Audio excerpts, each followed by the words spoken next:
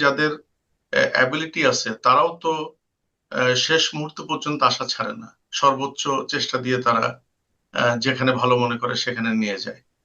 তো এখানেও ব্যাপারটা এরকমই হচ্ছে। এটা আহ, আমাদের বর্তমান সরকারের খুবই একটা আমি বদান্যতা বলবো যে পেশেন্ট এবং পেশেন্টের অ্যাটেন্ডেন্ট নেয়ার দেয়ার যারা আত্মীয় স্বজন তাদের সেন্টিমেন্টকে এবং তাদের ইচ্ছাকে সর্বোচ্চ গুরুত্ব দিয়ে ওনারা সিদ্ধান্ত নিয়েছেন। ঠিক এই জায়গাটাতে মেডিকেল সায়েন্সের যে এক্সপ্লানেশন গুলো, যে ব্যাখ্যাগুলো, এগুলো আমি বলবো যে এটা টোটো ফলো করা হয় নাই, হয়ও না।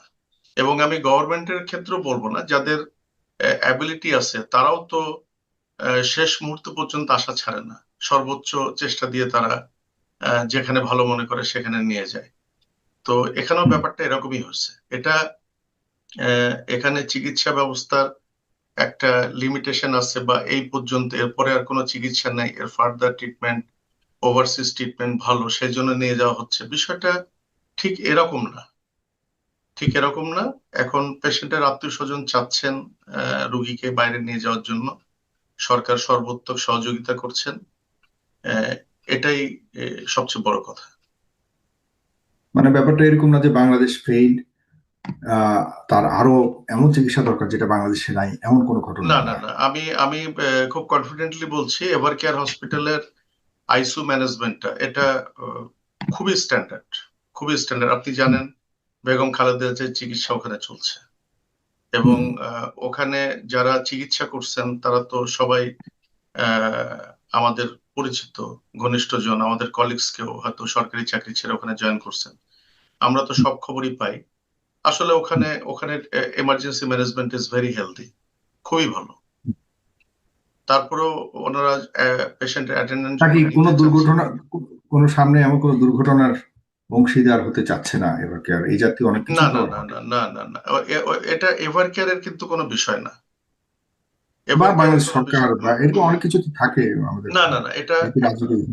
আমি হুম, আমি বলি, আমি যখন অপারেশনের সিদ্ধান্ত নিলাম, আমি হুম, যখন অপারেশনের সিদ্ধান্ত নিলাম, তখন তো আপনি জানেন যে পেশেন্টের অ্যাটেন্ডেন্টের পারমিশন নেওয়া লাগে, কনসেন্ট নেওয়া লাগে। এক্স্যাক্টলি।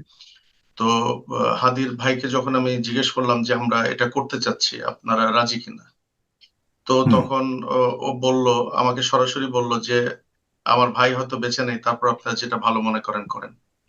তা আমি বললাম যে না, উনি বেঁচে আছেন, আমি কনফিডেন্টলি বলছি উনি বেঁচে আছেন। উনি বেঁচে না থাকলে আমরা হাত দিতাম না। উনি ডেফিনেটলি বেঁচে আছেন।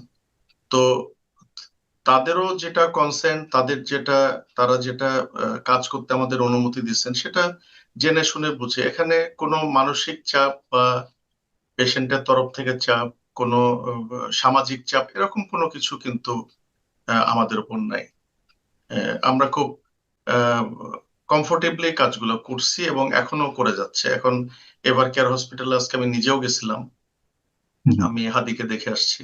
আমার পার্সোনাল ইন্টারেস্টে আমার কয়েকজন কলিগস আমার সাথে ছিলেন, আমরা সবাই মিলে হুম। দেখে আসছি, তার খোঁজ খবর নিচ্ছি। আজকে সকালে হাদির আরেকটা সিটি স্ক্যান হয়েছে, ওটাও আমরা দেখে আসলাম।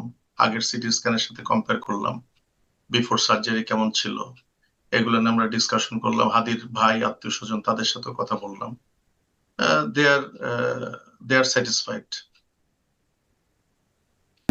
আপনার কাছে পুরো ঘটনাটা যদি একটু, আপনি তো পাশাপাশি রাজনৈতিক সচেতন মানুষও বটে, আমি, আপনি রাজনীতিবিদ নন কিন্তু সচেতন, এই সচেতন। ঘটনাটাকে আপনি কি স্বাভাবিক ঘটনা হিসেবেই দেখবেন নাকি আসলে উদ্দেশ্যমূলক, এবং কি ধরনের উদ্দেশ্য থাকতে পারে এই মুহূর্তে হাদির উপর এমন আক্রমণের পেছনে, এবং কারা ঘটাতে পারে বলে মনে করেন? এটা তো, এটার উত্তর দেওয়া আমার পক্ষে খুবই ডিফিকাল্ট। এটা আইন শৃঙ্খলা বাহিনী, বিভিন্ন ল না, এনফোর্সমেন্ট রাজনৈতিক এজেন্সি, তারা এটা পরিমণ্ডলে যদি জানবে। কিছু আপনার তো আমি যদি কোনো। চিন্তা করি যে হাদি যেভাবে কথা বলতো, হুম, বিভিন্ন বিষয় নিয়ে সে যেভাবে কথা বলতো, আহ, বিভিন্ন রাজনৈতিক পরিবেশ, এরিনা, সিচুয়েশন, এগুলো নিয়ে কথা বলতো, এগুলো শুনে কিন্তু আমরাই ভয় পেতাম যে এইভাবে কথা বলতেছে, এরকম তো কথা আমরা এর আগে কখনো শুনি নাই। হুম, তো আমাদের আশঙ্কাটা, আমি বলবো যে বাংলাদেশের 20 কোটি মানুষই আমার কথার সাথে একমত হবে যে হুম, হাদি যেভাবে কথা বলতো, বিভিন্ন জনের প্রসঙ্গ, বিভিন্ন রাজনৈতিক বিভিন্ন দেশকে টেনে যে কথাগুলো বলতো, সেগুলো কিন্তু আমাদের আতঙ্কিত করতো যে না জানি সে কোনো বিপদে পড়ে কিনা। এবং এই আশঙ্কাটাই সত্যি হলো।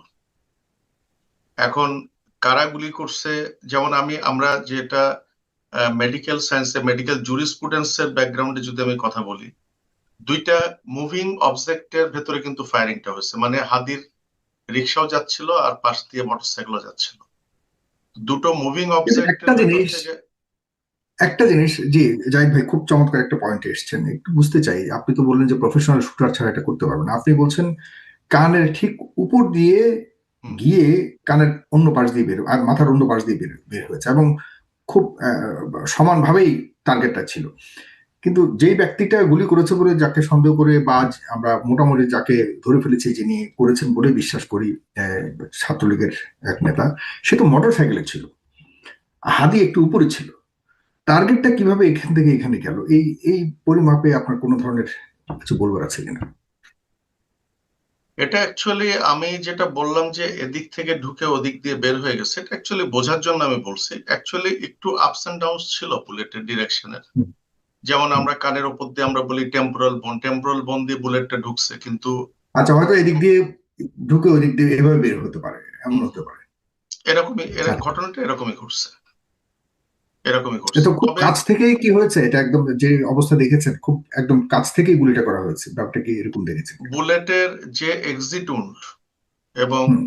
যে টার্বুলেন্স, সেটা অলমোস্ট কাছে থেকে, একেবারে পয়েন্ট ব্ল্যাঙ্ক না, মানে কিছুটা হয়তো 1-1.5 ফিট দূর বা 2 ফিট 2.5 ফিট এরকম দূর থেকে গুলিটা হচ্ছে, কারণ এক্সিটুনটা কিন্তু অনেক বড় ছিল তার।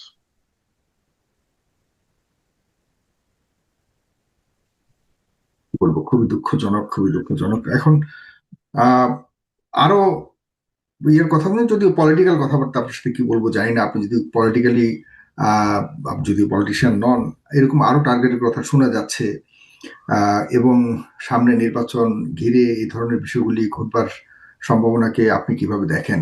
এই বিষয়ে যদি কোনো কিছু বলবার থাকে, আমি জানি না, ডাক্তাররাও তো, বলবার আপনারাও তো থেকে পলিটিক্স করেন, আপনারা খুব না বেশি না, আমরা সচেতন মানুষ। আমরা আমরা ডেফিনেটলি রাজনৈতিক সচেতন। এবং আমি সবসময় একটা কথা বলি যে আমি যেহেতু ভোটার, আমি যেহেতু ভোট দিই, আমার একটা রাজনৈতিক চিন্তা ভাবনা থাকতেই পারে, এবং সেটা আমি কারো না কারোর সাথে আমি শেয়ার করতে পারি।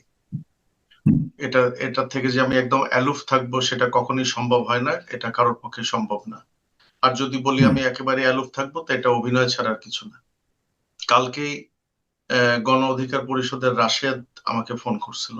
ওর বাড়ি আমার পাশের জেলায়, ঝিনাইদহে। তো ও অ্যাকচুয়ালি ফোন করছিল হাদির ব্যাপারে খোঁজ খবর নেওয়ার জন্য। তো ও যে কথাটা আমাকে বললো যে আমার নির্বাচনী এলাকাতে আমি প্রায় তো যাচ্ছি, এবং রাত 10টা 11টার দিকে আমি উম ঢাকার উদ্দেশ্যে আবার রওনা দিই।